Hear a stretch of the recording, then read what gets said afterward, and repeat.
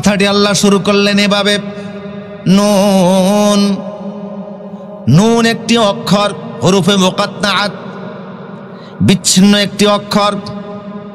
দুনিয়ার সব মুফাসসিররা বলেছেন আল্লাহু আ'লামু বিমুরাদিহি বিহি, এই অক্ষরের অর্থ সম্পর্কে আমার আল্লাহই ভালো জানে।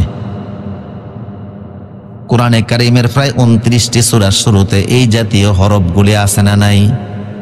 আলিফ লাম মিম, আলিফ লাম রা, তাহা, ইয়াসিন, কাফ, হা, ইয়া, আইন, সাদ।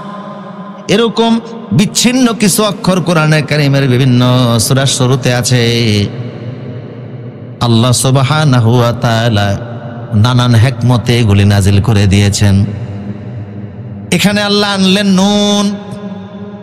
নুন একটি অক্ষর, কথা বুঝতেছেন আপনারা? যদিও আমরা অর্থ জানি না, কিন্তু তেলাওয়াত করলে সওয়াব আছে না নাই? আল্লাহ রাসূল বলেছে, মান কারাআল কুরআন হারফাম মিন কিতাবিল্লাহ ফালাহু হাসানা ওয়াল হাসানাতু বিআশরি আমসালিহা লা কুনু আলিফ লাম মিম হরফুন ওয়ালাকিন আলিফুন হরফুন ওয়া লামুন হরফুন ওয়া মিমুন হরফুন।